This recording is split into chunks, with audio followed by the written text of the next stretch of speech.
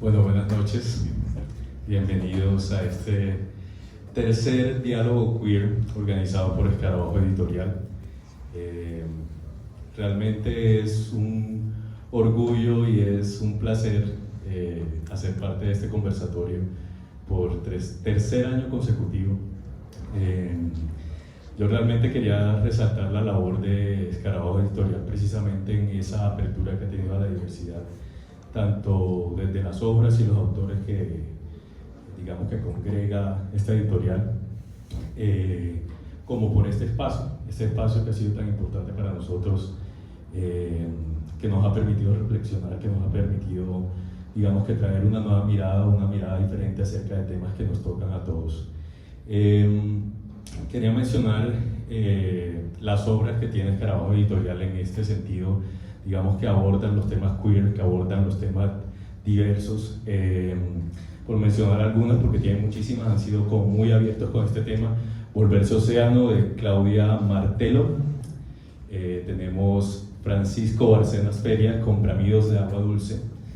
Nadamos en el mismo mar, de David Escobar de la Valle, quien fue el primer organizador de la primera charla que tuvimos del primer conversatorio queer. César Mora Moreo, con Alas para lanzarme de un puente y volar. Y tenemos nada más y nada menos que a Hugo Reyes Saab aquí presente, con Toque de silencio en la troposfera. Esta obra que presentamos hace 2 años, Hugo, La fugacidad del instante, de Miguel Falquese, una gran obra. También tenemos, pero por supuesto, Javier Galeano Pájaro, con Cuerpos Celestes, una gran obra también. Tenemos Los Sexualizadores, una grandísima obra muy recomendada, ganadora de un premio, de Editorial Escarabajo. Carlos Mario Vallejo Trujillo es el autor. Y finalmente, esta fue lanzada el año pasado, creo, Joan Sebastián Telles, con Flores de Marihuana. Entonces, esa es como una pequeña muestra del catálogo que tiene Escarabajo Editorial. Queríamos mencionarlo precisamente en agradecimiento por este espacio que nos han brindado. Inicialmente, ese primer año, que fue el año 2023, que se hizo el primer conversatorio, que fue Queer Beyond Gay, fue el título de ese conversatorio, y a partir de ahí se generó como esta conversación y este diálogo precisamente. Inicialmente era un grupo más grande y hemos quedado nosotros 3, esperando que se vinculen más voces. Y luego de eso, el año pasado tuvimos una conversación muy interesante que fue acerca de la mirada única, que fue un tema que tú propusiste, Hugo, y que me pareció muy interesante a partir de unas reflexiones y de unos discursos en torno a lo queer, ¿no? El peligro de quedar atrapado de pronto en torno a una mirada única, a un sesgo, a ese encasillamiento, a esa etiqueta, y lo que eso representa, ¿no?, para las personas queer. Y ese año, para hablar de la antorcha queer. Este es un tema sobre el que yo he venido reflexionando hace ya algún tiempo, y que me parece como importante traer para este auditorio, porque yo siento que históricamente somos herederos de unas luchas y somos herederos de unos cuestionamientos que de pronto provienen de un lugar anterior, que provienen de unas figuras, que provienen de unas obras que nos han influenciado y que de alguna manera nosotros recibimos ese legado y lo vamos pasando de mano en mano, de generación en generación. Entonces estamos precisamente aquí reunidos 3 generaciones para hablar de ese paso de antorcha. Me acompaña Cristina Rojas Tello, antropóloga, magíster en estudio de género, trabaja en la Dirección de Diversidad Sexual, Poblaciones y Género, y es autora de la editorial Planeta. Y me acompaña también el autor Hugo Reyes Saab. Es escritor, licenciado en Filosofía y Letras por la Universidad de Santo Tomás, especialista en creación narrativa de la Universidad Central, diseñador y guionista de talleres de psicoanálisis y cine y de filosofía del servicio al cliente. Actualmente escribe 2 blogs, El Diván de Hugo y Cultural Time. Y aquí un servidor, Javier Galeano Pájaro. Yo soy autor de la novela Cuerpos Celestes y soy comunicador social. Y los voy a estar llevando por esta charla con algo de fortuna. Trataré de no ponerme nervioso. Veo muchos amantes aquí de la literatura, del arte y de las buenas historias. Pues yo les quería contar un poquito sobre esta inquietud que a mí me ha generado como lo que tiene que ver con el paso de antorcha. Yo creo que lo principal para mencionar es el concepto de genealogía queer, que de alguna forma se extiende más allá de la sangre, se extiende más allá de los contextos, de los territorios, de los ambientes, y de alguna forma nos conecta. Eso es algo que permite que las nuevas generaciones sientan que sus luchas no son solitarias, que sus luchas de alguna forma han sido referenciadas y han sido vividas por otras personas en el pasado, y además que en el activismo y fuera del activismo han existido figuras que se plantearon cuestionamientos similares a los que nosotros en la actualidad nos planteamos. Yo también, digamos que de las cosas bonitas que he reflexionado a partir de esto, de la ancestralidad queer, del paso de antorcha, de esta genealogía queer, es que a mí me parece que es como si fuera una familia numerosa y diversa que propone como una revisión de unos manifiestos, de unos acuerdos, de unos códigos, de unos referentes precisamente, para traerlos a la actualidad y de alguna forma renovarlos y renovar esos discursos y renovar esas luchas y renovar como esa participación que tenemos en la construcción de este colectivo, por llamarlo de alguna manera, porque de alguna forma ya es un concepto bastante riesgoso, ¿no? Y también establecer una conversación entre precisamente pasado, presente y futuro, ¿por qué no? ¿Cómo yo he percibido que se produce este paso de antorcha? Yo creo que sobre todo a través de las percepciones que estas figuras han tenido acerca de la sociedad y sus dinámicas, y también abarcando un poco el estilo de vida, ¿no? El estilo de vida que han tenido estas figuras, sean desde el arte, sean desde lo político, de alguna forma nos han afectado y nosotros hemos decidido o de alguna forma hemos como interiorizado esas luchas y esas posiciones. Yo creo que también ahí hay algo a nivel cultural, que lo vamos a abordar aquí los tres, que en ese paso de antorcha permite adquirir como miradas diferentes y fortalecer nuestra posición o nuestras herramientas para combatir en tiempos más opresivos, ¿no? Que es un poco por lo que venimos aquí, precisamente ese es el título de la charla, se me olvidó mencionarlo, es Antorcha Queer, una herramienta en tiempos de opresión. Entonces, ya para darles el paso un poquito a que ustedes me comenten cómo han vivido ese paso de antorcha en sus vidas, desde sus generaciones, desde sus experiencias, desde sus vivencias. Quería mencionar que también el arte ha sido fundamental en ese paso de antorcha, que es lo que nos vamos a enfocar precisamente hoy acá. ¿Por qué el arte? Porque el arte nos ha permitido una libertad de habitar otras emociones, otras sensaciones, otras corporalidades, y también la libertad de, digamos, de denunciar ciertos inconformismos, de denunciar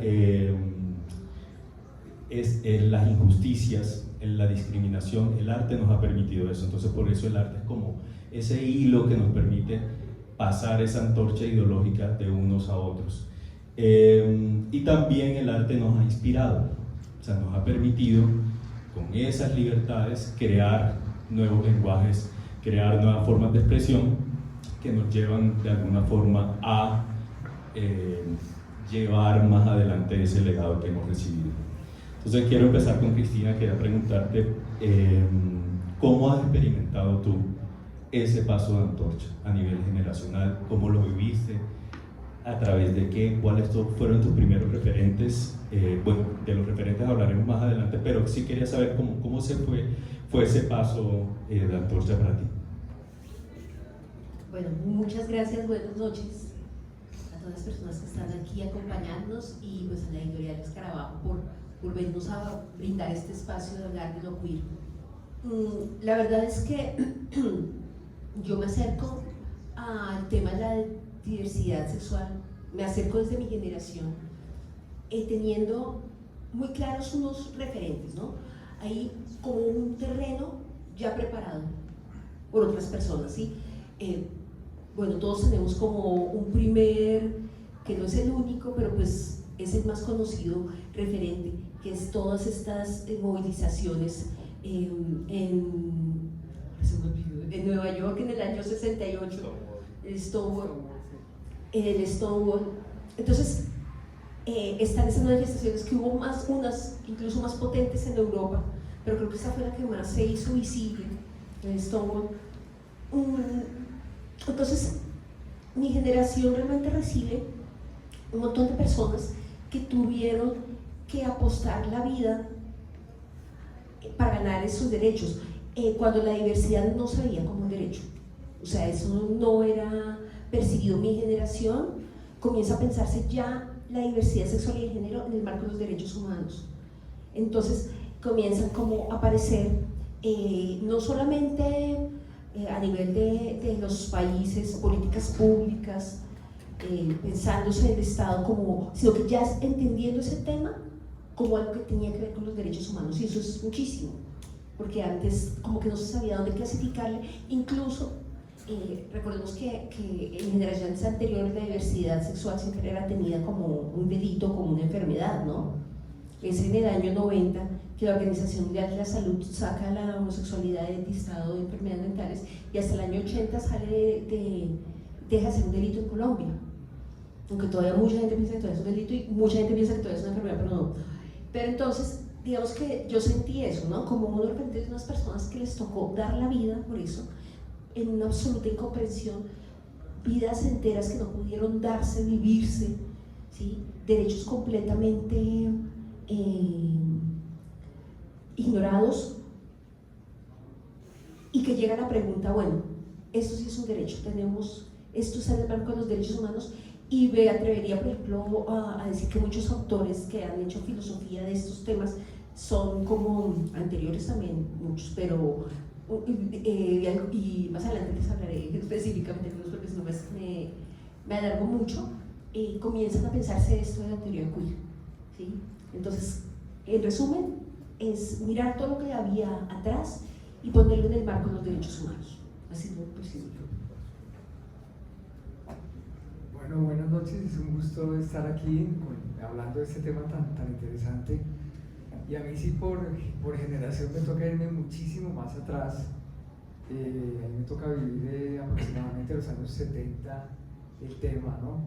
Y era pues, yo cuando estoy sentado acá hablando con ustedes, a mí me parece increíble que estemos hablando de esto acá, porque el mundo, digamos, que yo viví en ese instante era un mundo completamente represivo, cerrado, conservador, en donde el tema de la orientación sexual no existía, además, y el tema de la diversidad era peor, era un delito, era un pecado, ¿sí?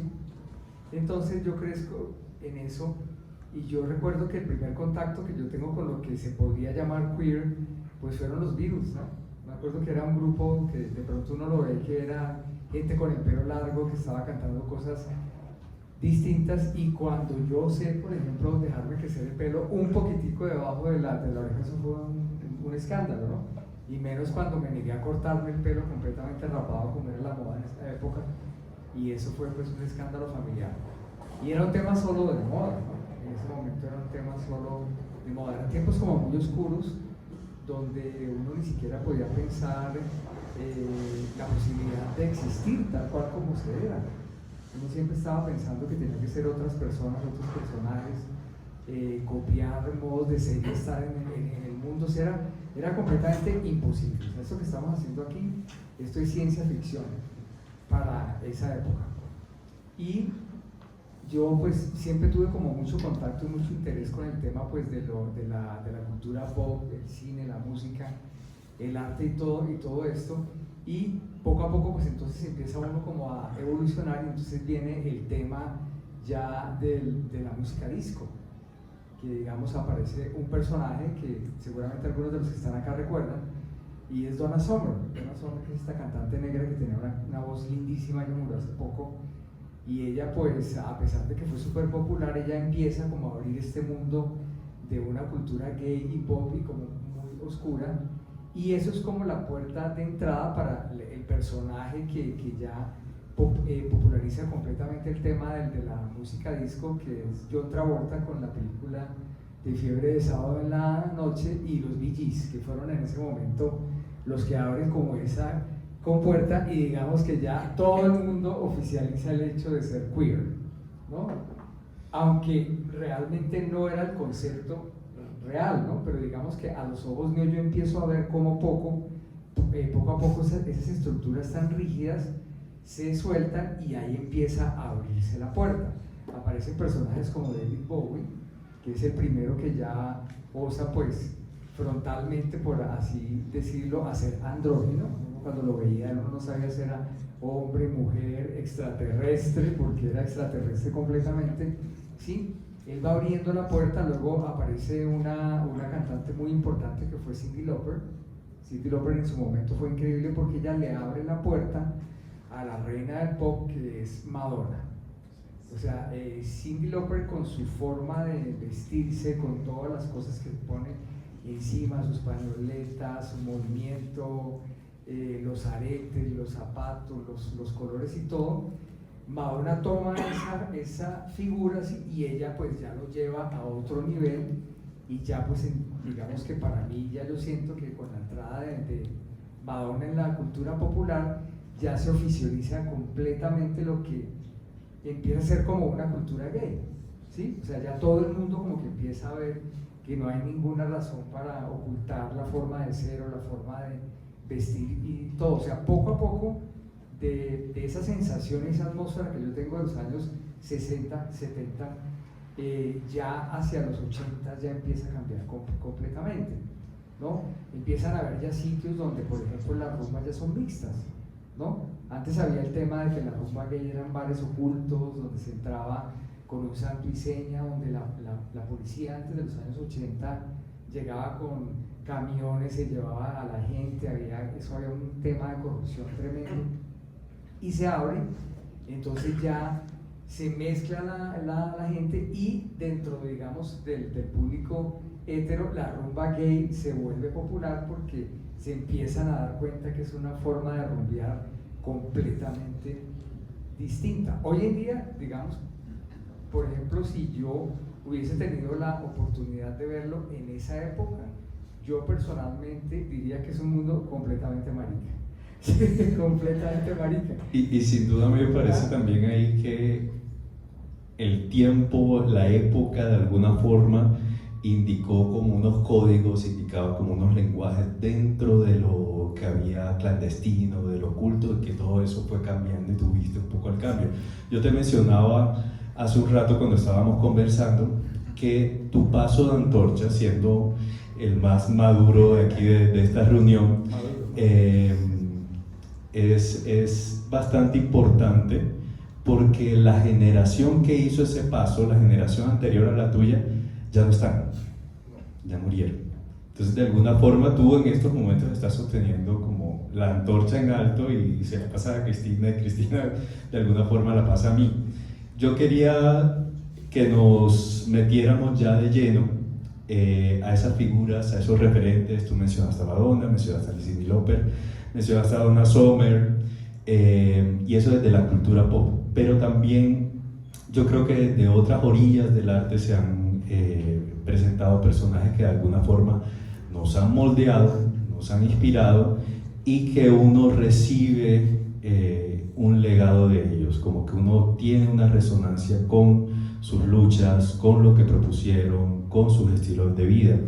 Yo quería mencionar a un autor que para mí fue fundamental, que cuando lo descubro, digamos que lo descubro un poco tarde en la vida, pero lo descubro alrededor de los 20, 25 años, una cosa así, que es Yukio Mishima. Él era un japonés que planteó toda esta, digamos, esta exploración del homoerotismo a través de su imagen y a través de su obra.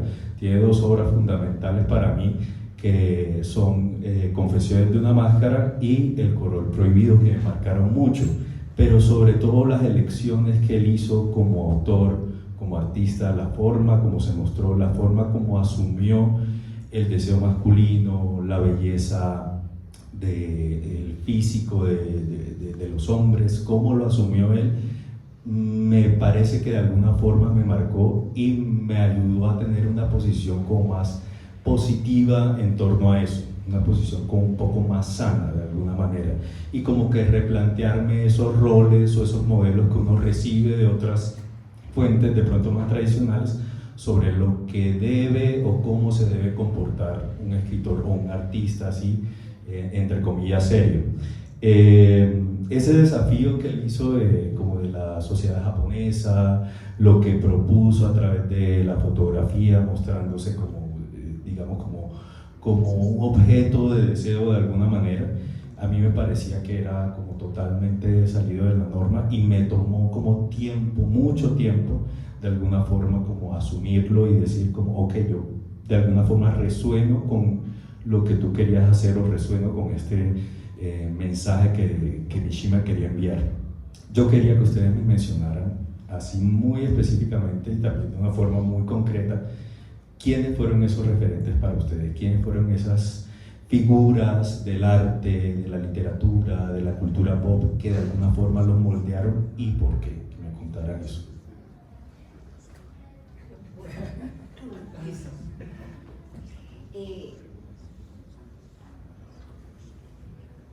Digamos que, como les estaba comentando, la generación, o la parte que me tocó a mí, es la parte en que comenzamos a ver la diversidad sexual ya de una manera más política.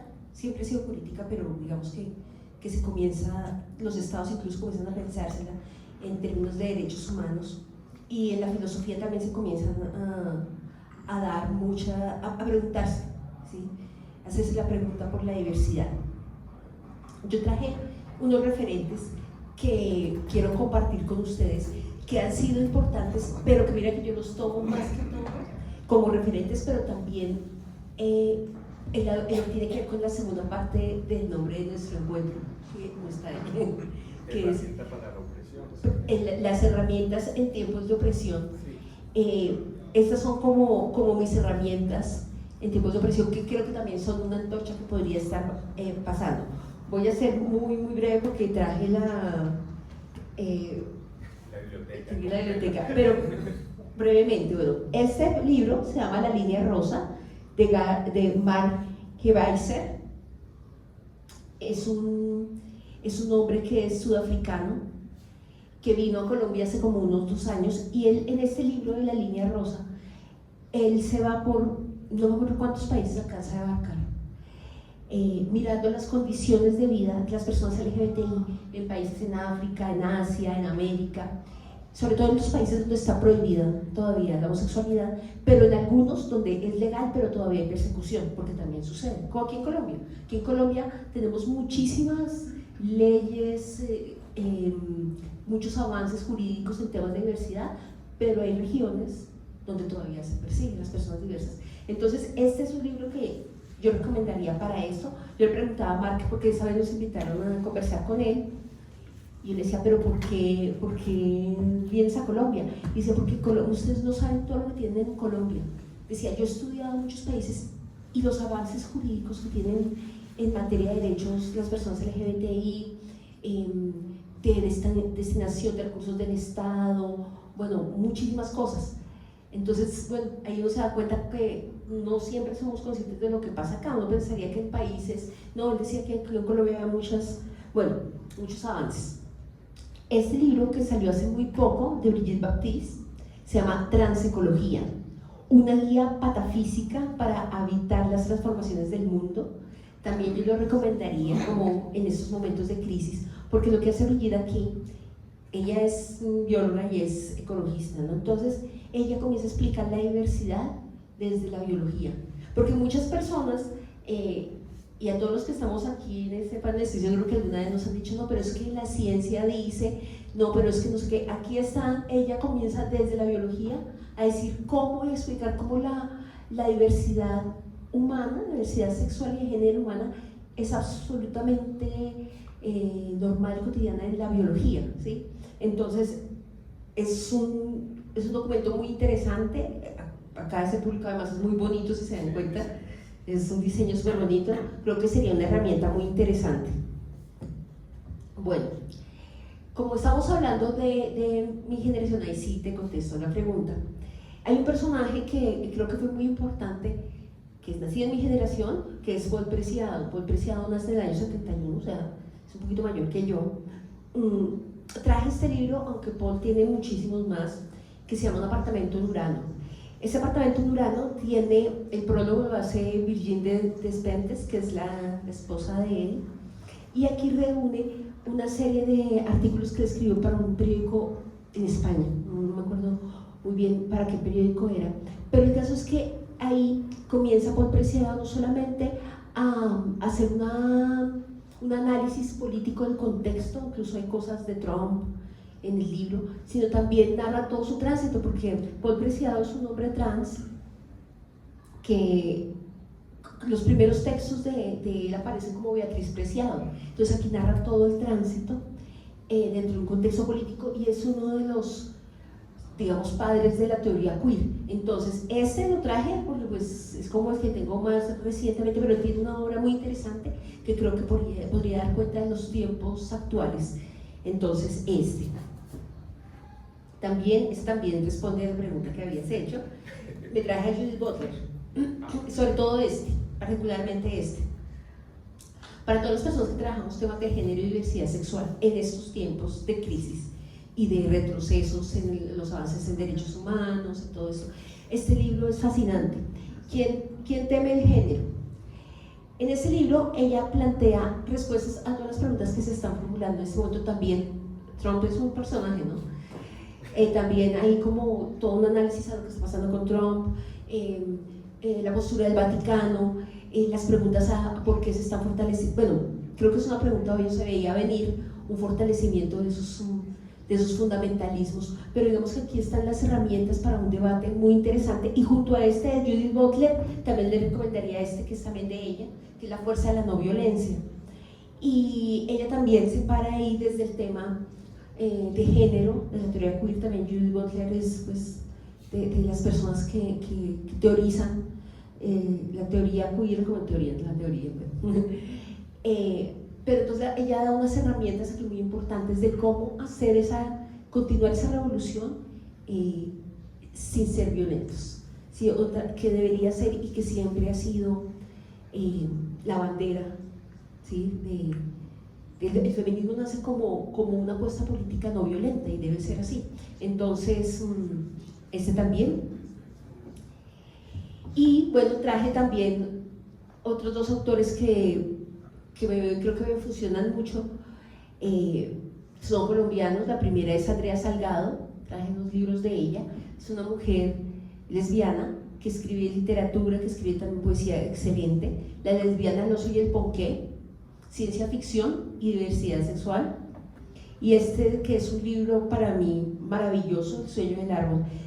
Un libro, es poesía, es prosa, es una cantidad de elementos. Es un libro que hay que leerlo más de una vez. Miren, lo tengo lleno de papelitos.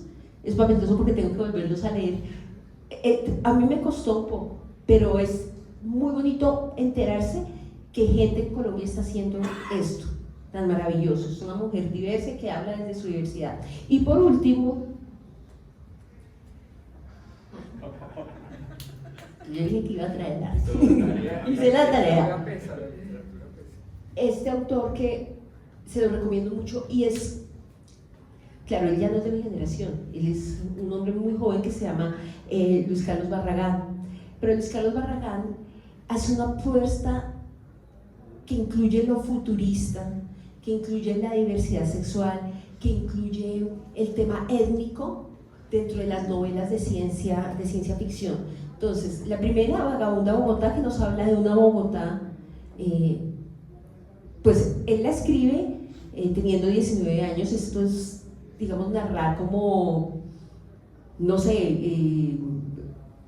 qué época sea, porque es futurista, pero está muy joven, pero es narrar a Bogotá. Entonces hay muchos sitios que se encuentra uno donde él habla de lugares, de tiempos, pero gracias, puntos de referencia.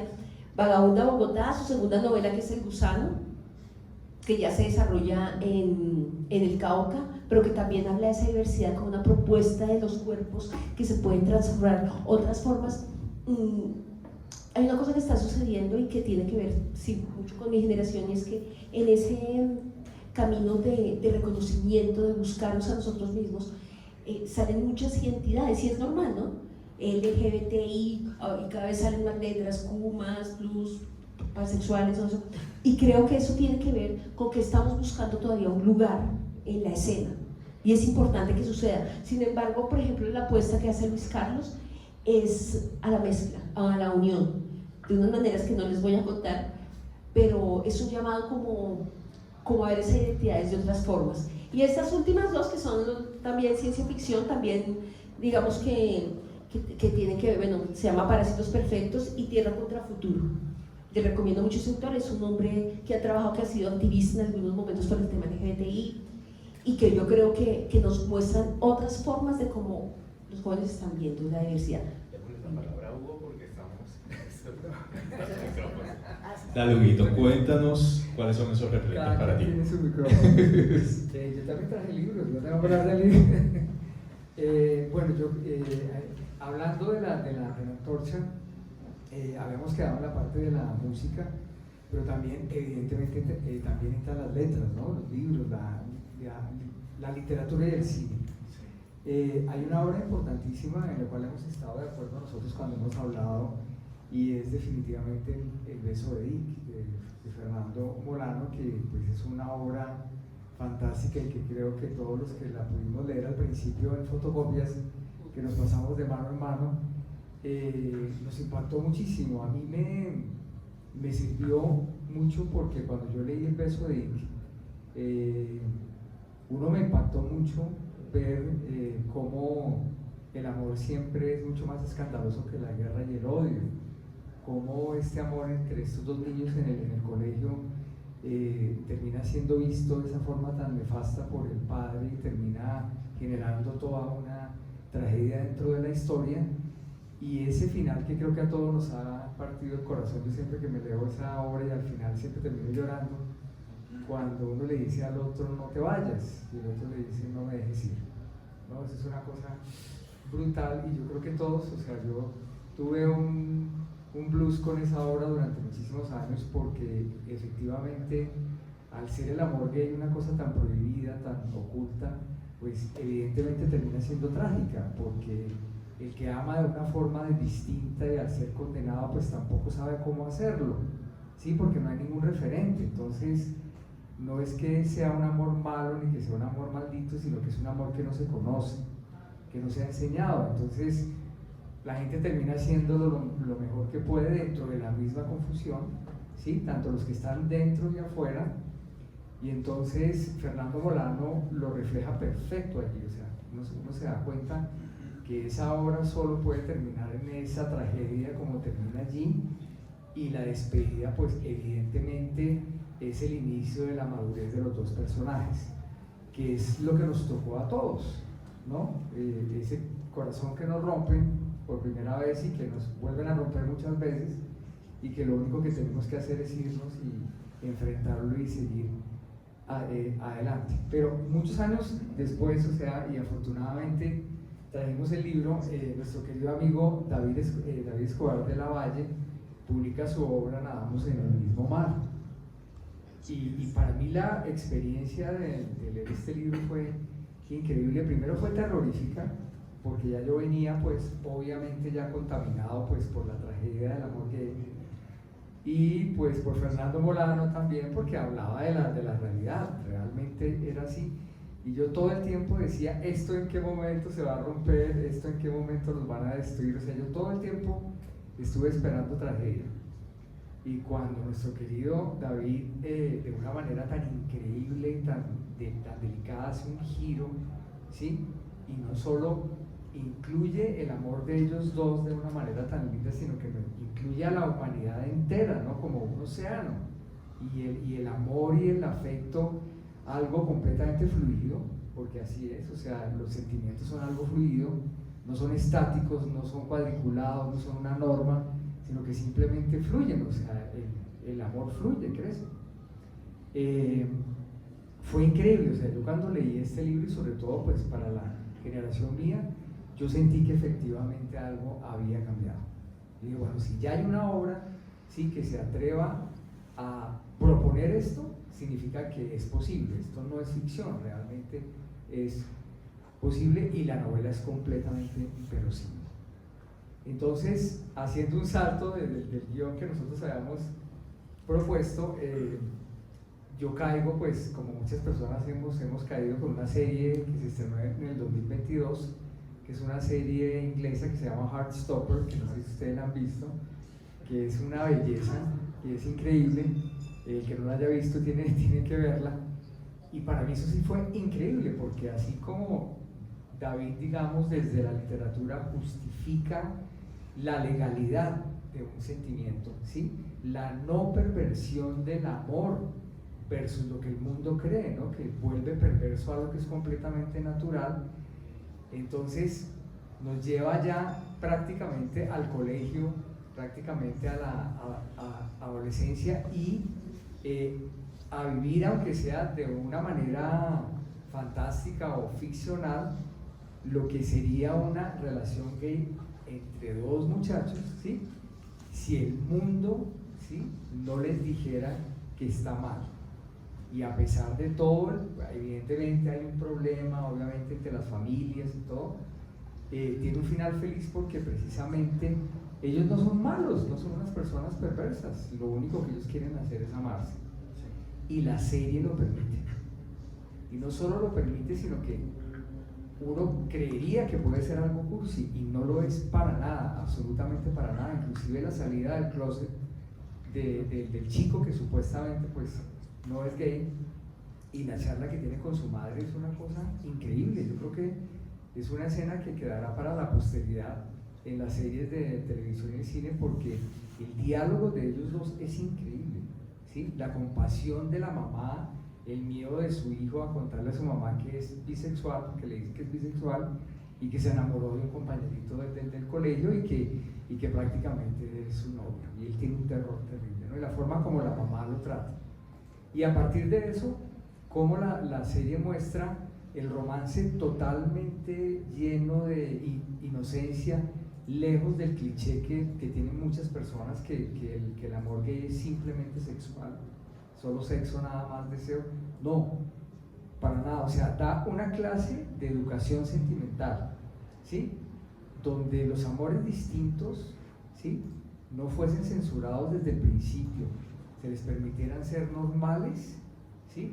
Muy posiblemente tendríamos una educación sentimental que no haría que nuestros amores fueran tan trágicos. Y eso es básicamente lo que dice Heartstopper. Y tú me habías mencionado también otra serie, digamos que un poco para redondear, porque estamos con ya estamos sobre el tiempo. Sí. Que seguramente varias personas la conocen, que es del año 2000, que fue la primera que realmente habló de frente, pero que no es nada romántica. Este sí es una cosa completamente distinta, que es Queer as Folk, que es esta serie que tuvo como 5 temporadas, creo, algo así, tuvo muchas, duró 5 años, y la traducción de su título es increíble porque significa realmente extraño como todo el mundo, o tan extraño como toda la gente. Entonces toma el tema queer y entonces incluye a la gente gay queer como gente común y corriente, ¿sí? O sea, cómo convive lo raro, lo queer, como si fueran personas común y corriente. Y fue una serie que fue un referente importantísimo para muchos de nosotros, porque nos vimos reflejados como seres humanos de carne y hueso, pero no como seres monstruosos. Entonces yo, digamos, ya para hacer el cierre, yo siento cómo ha ido esa antorcha de mano en mano, como un mundo que en un principio sentía que todo era prohibido, que todo era marica, que todo era así. Ya hoy en día es un mundo que es prácticamente gay, visto desde los ojos de esa época, pero ni la misma gente se da cuenta de cómo se han mariqueado en el buen sentido y se sienten más libres, ¿sí? Pero también con el miedo y la zozobra que yo también siento ahora, ¿no? Con todos los cambios que están pasando en el mundo, donde los retrocesos, sí, los retrocesos, donde el oscurantismo está tocando la puerta, y francamente pues da muchísimo miedo. Bueno, yo no quería dejar pasar como esta oportunidad para mencionar mi santoral, porque yo también tengo unos referentes, aparte de Yukio Mishima. Yo me sentí muy influenciado por Rita Indiana. Ella es una artista, escritora dominicana, es música, escritora también, es una gran escritora, y de alguna forma ha fusionado como estas dos disciplinas tanto para la escritura como para la música. Entonces me parecía o me ha parecido siempre una mujer desafiante, ¿sí? Desafiante de los géneros y de las convenciones. También quería mencionar, por supuesto, a mi paisano Raúl Gómez Hattin. Siempre. Yo creo que ese es un paso de antorcha obligado, porque al ser caribeño, al ser cordobés y al ser un loco amante de los hombres como yo creo que compartimos mucho en común, además de esa forma tan particular de esa región de expresarse, de expresar el sentimiento, ¿no? Y bueno, Pedro Almodóvar, que también lo he mencionado muchas veces, ha sido un gran referente para muchos, yo creo que a nivel visual, pero también como autor. Él tiene una obra que se llama Patidifusa, ya la he mencionado anteriormente como en otras charlas, que a mí me marcó muchísimo por la forma como aborda un poco la vida en la marginalidad, ¿no? La vida al margen de lo normal, por decirlo de algún modo. Pedro Lemebel de Chile, por supuesto, y las yeguas del Apocalipsis, un gran referente. Fernando Molano, que tú mencionaste, Un beso de Dick, y además su obra poética me parece que tiene una resonancia y que ahí hay algo por explorar, y hay una cuestión un poco mística y legendaria acerca de su figura que yo siento que puede resonar con muchas personas, con muchos autores, artistas, incluso gente que no se dedica al arte, ¿no?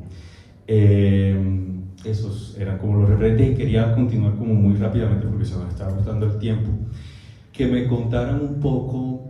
Nosotros hemos venido teniendo esta charla ya durante 3 años, y digamos que hemos establecido una posición frente al concepto de lo queer, que es un poco lo que tú mencionabas con ese título de Queer as Folk, tan extraño como todo el mundo, ¿no?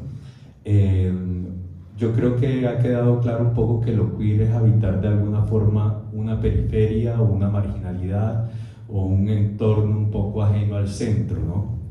Y que de alguna manera también es una celebración de lo raro. Yo creo que de pronto es interesante que reflexionemos sobre la importancia o la celebración de lo raro como un ejercicio necesario para el reconocimiento de ese paso de antorcha, de esa ancestralidad queer. Es decir, si no hubiese habido gente que hubiese celebrado lo raro, lo diferente, lo que se saldría de la norma, no estaríamos nosotros recibiendo como todos estos legados, todas estas herencias, todo este arte, toda esta belleza. Entonces quiero que de pronto brevemente reflexionemos un poquito sobre eso, como cuál es la posición que tiene cada uno, y ya continuaremos con la siguiente pregunta. Bueno, yo creo que lo más importante en este tema, sin duda, o sea, que la revolución sea una fiesta es muy importante, pero también me parece que todo esto que está sucediendo, muchas veces las personas lo leen como derechos para las personas LGBT, derechos para las personas diversas, pero hay un trasfondo, y es que realmente cuando se ganan derechos para las personas lesbianas, gays, bisexuales, trans, se están ganando derechos para todas las personas. Porque, doy un ejemplo pequeño, cuando muchas veces, gracias a que las mujeres, las personas LGBTI se comenzaron a cuestionar el tema del género como un tema, lo quiero comparar, no me quiero alargar tanto porque estoy hablando mucho, pero bueno, por ejemplo, cuando comenzamos a analizar el capitalismo, ¿no? Entonces nos damos cuenta que el capitalismo es una estructura opresora que pone a unas personas por encima de otras. El feminismo lo que hace es decir, hay una estructura que se llama el patriarcado y que oprime a unos y a otros. Entonces, a lo que voy es que esto ha traído a las mujeres mucha muchas luces de su situación de las personas LGBTI, pero también a los hombres heterosexuales cisgénero, que uno creería que no les importa o que no tendría que ver con ellos, incluso algunos piensan que es en contra de ellos, pero gracias a esas reflexiones es que hoy muchos hombres cisgénero, heterosexuales, hegemónicos, están diciendo, oiga, pero yo ¿por qué tengo que ir a una guerra? ¿Sí? Solo porque soy hombre, tengo que dar la vida por una guerra, por unos motivos que no tienen nada que ver conmigo. O muchos hombres ahora se están cuestionando, diciendo, no, es que yo quiero ser padre, no, pero no quiero solamente ser un proveedor, yo quiero cuidar, ¿sí? Se están haciendo cargo del cuidado, y eso no es que salió de la nada, es porque comenzamos a ver el género como una categoría de análisis de lo social. Entonces creo que lo importante es eso, precisamente que estos avances no solamente son para las personas diversas, es para todos, porque comenzamos a cuestionarnos a nosotros mismos y decir, caray, de pronto más de lo que yo pensaba estoy siguiendo un patrón, ni siquiera me he pensado las cosas mínimas de mi sexo género. Bueno, hasta ahí dejo, pero la idea es esa. Bueno, la reflexión que yo, a la que yo llego después de estos 3 años que hemos estado hablando del tema queer, que además les confieso que cuando me lo proponen yo tuve que investigar, leer y todo, porque uno como que conoce el término pero lo conoce por encima. Yo creo que es entender que lo más importante es la otredad. O sea, si yo no soy consciente de que el otro soy yo mismo en el otro, ¿sí?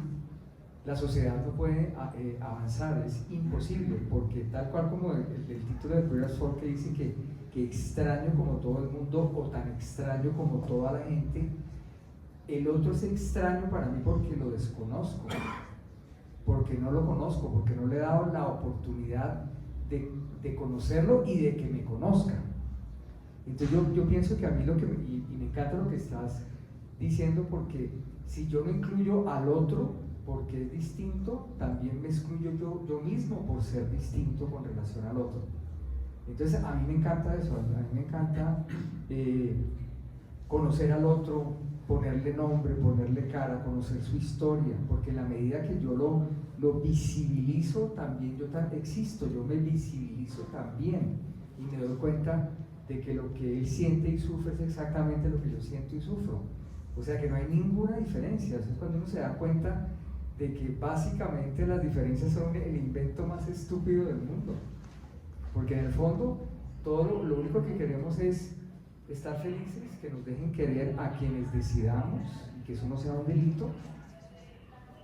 Yo pienso que eso acabaría con las guerras. De todas formas, yo creo que hay un anhelo de comprensión, ¿no? Que proviene de ambas vías, ¿no? Yo quiero que tú me entiendas, y la otra persona seguramente también quiere ser comprendida. Y es el nacimiento de la compasión. Yo solo puedo ser compasivo cuando comprendo, si no es imposible.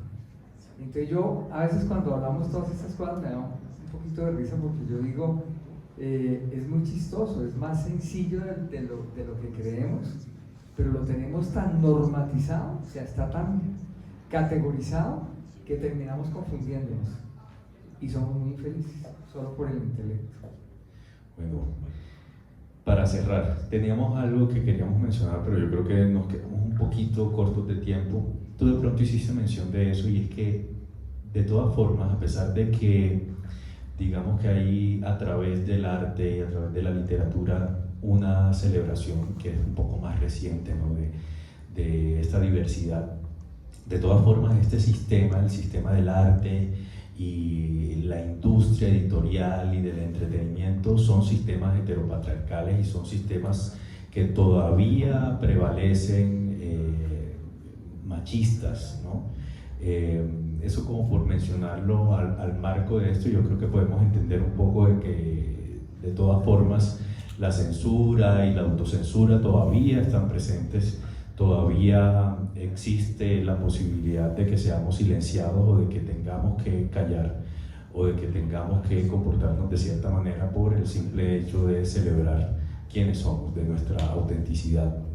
Y quería cerrar, que es algo que a mí me parece súper importante, porque hace parte precisamente de enseñar ese legado, porque yo siento que de alguna manera uno muchas veces no es consciente de quién lo observa, de quién está tomándolo a uno de alguna forma como un punto de referencia, ¿no? Sin ser pretencioso. Para alguien, para alguna persona, para, no sé, un chico en el colegio, para alguien que de pronto vive en un pueblo, que de pronto no tiene las mismas facilidades que tiene una persona queer en Bogotá, se encuentra con esta conversación y eso se vuelve como un punto de referencia. En ese sentido yo quería que miráramos los procesos creativos que ustedes han asumido desde lo queer, cómo los han abordado, cómo esa identidad de alguna forma o esa resonancia que tienen con lo queer ha moldeado sus procesos creativos y los ha llevado como a crear las obras que han publicado o que están creando actualmente. Bueno, sencillo. Creo que este tema llega a mi vida y moldea, yo creo que todo, ¿sí? La postura que yo tengo frente a la vida es otra desde que estoy con este tema, en todos los aspectos, en lo político, incluso en las cosas que pasan al interior del hogar. Esto le cambia a uno la visión de todo. En mi obra, pues, ha sido, bueno, temas de no ficción, ¿sí? He trabajado como temas de libros sobre diversidad sexual para papás y mamás, sobre historia de memoria de lo LGBT en Bogotá, de la marcha, de mujeres trans en el Santa Fe. Sí, ha sido como más desde la no ficción, pero siento que es sumamente importante en este momento dar voz, contar esas historias, eso que sucedió, que ha pasado, que esas historias y que esas vidas no se olviden. Entonces para mí ha sido como eso lo principal. Así me ha moldado mi obra y siempre todo lo pienso desde ese lugar, desde el lugar de la posibilidad de que siempre hay otra manera de ver las cosas. Ok, listo. Para bien queers, ¿no? Listo. Para el caso mío, mi libro duró muchísimos años guardado en una gaveta. Yo lo escribía, hacía varias versiones y no sabía cómo. Yo soy de formación filosófica, entonces uno como filósofo tiende a ser súper ensayista, súper denso, una cosa tenaz, y la novela estaba más o menos escrita así y no me funcionaba. Una parte mía, uno como que en el estómago siente cuando la obra no es como cuando ya es, ¿no? También siente uno, y yo me di cuenta era que yo había olvidado el por qué a mí el trabajo me había fascinado desde el momento que yo había empezado a trabajar. Bueno, se me olvidó contarles mi novela sobre tripulantes de vuelo, y entonces recordé cómo los jefes de cabina antiguos me contaban sus historias, la forma como ellos contaban sus aventuras, todas las cosas. Y de pronto, cuando ya tenía el libro casi completamente olvidado, que inclusive pensé que nunca lo iba a publicar, me acordé de la voz de ellos y me di cuenta de la gracia con que ellos contaban las cosas, de la acidez, del picante, de la sabiduría también que tenían, porque detrás de cada anécdota siempre había una enseñanza, ¿no? Como, ten cuidado, esto por aquí es así. Y entonces el día que se destraba la obra es que le entrego la voz principal a un narrador queer gay, ¿sí? Y empieza a contar la historia. Y yo se lo entregué y empezó a contar todo. Yo simplemente le daba la información y terminé escribiendo el libro rapidísimo. Y fue en el instante en que decidí entregárselo pues a un narrador queer, ¿sí? Bueno, yo quería mencionar también, yo también quiero contarles un poquito. Bueno, yo escribí esta obra, Cuerpos Celestes. Fue un proceso que digamos que no fue abordado inicialmente desde lo queer, pero sí noto cuando la estoy ya como completando que había un interés por una aproximación desde la periferia, desde mirar voces, narradores que de pronto no fueran propios, no fueran tan cercanos a mí. Entonces habitar esos otros cuerpos, habitar esas otras experiencias era un poco como salirme de mí mismo y jugar un poco a tener otras miradas, sí, a contar las experiencias desde diferentes miradas. Bueno, yo quería dar espacio para preguntas, comentarios. Tenemos 5 minuticos si quieren. Dale. Ahí me alcanzan a escuchar, ¿cierto? Para aprovechar y hacerlo más eficiente. ¿Ustedes creen que este paso de antorcha es un proceso que es espontáneo o es un proceso más bien que es planeado? Por ejemplo, cada ustedes nos indican, digamos, en su experiencia de pasar esa antorcha, dicen, hey, ¿eso es lo que quiero dejar a nuevas generaciones? ¿O realmente es un elemento, o sea, simplemente lo que hacen ustedes es vivir como, digamos, consideren y que nuevas generaciones tomen aspectos como, digamos, como, por ejemplo, un tema de admiración y toman esos elementos? O lo que le reitero, algo realmente espontáneo o algo planificado. Yo creo que en mi caso es totalmente espontáneo.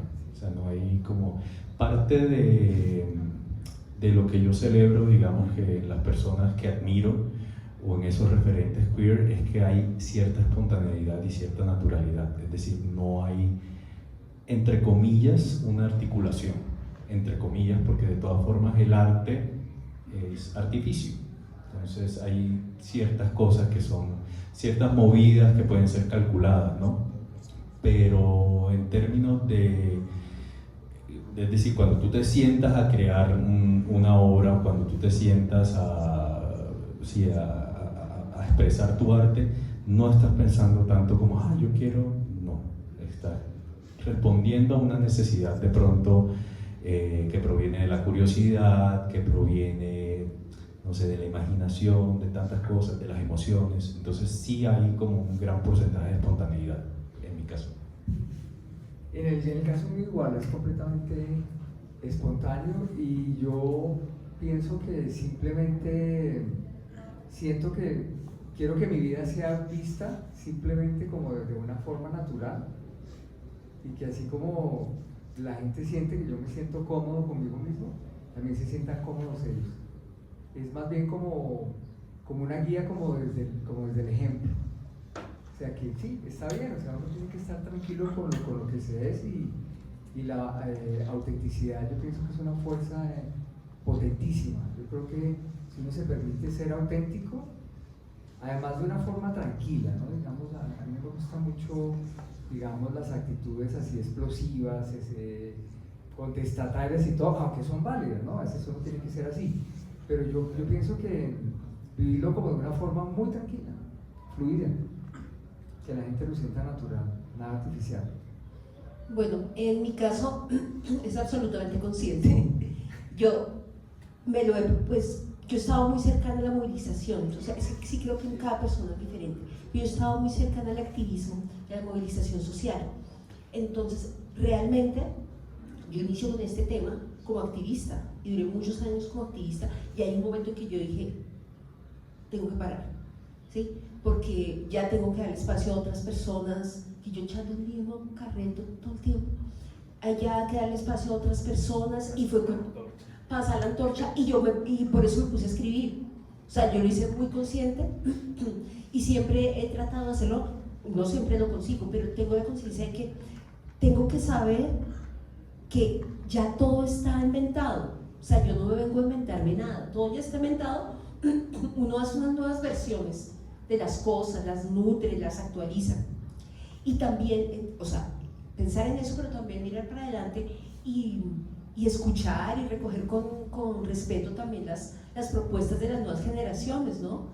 ¿Cómo están ellas, enfrentando esas nuevas posibilidades? ¿Sí? Incluso, por ejemplo, lo que acabo de decir, lo del lenguaje incluyente. No, muchos activistas, por ejemplo, no, pues es que no es la manera en que ellos están gestionando y es importante y es interesante y hay que debatirlo. ¿Estamos de acuerdo o no? La manera como ellos están debatiendo. Entonces, yo sí lo he hecho consciente, pero sí entiendo que es diferente para cada persona.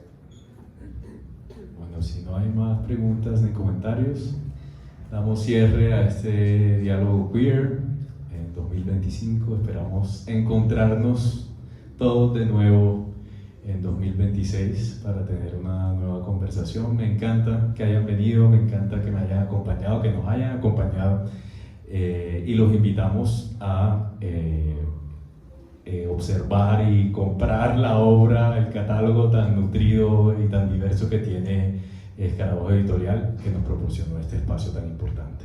Entonces, muchas gracias.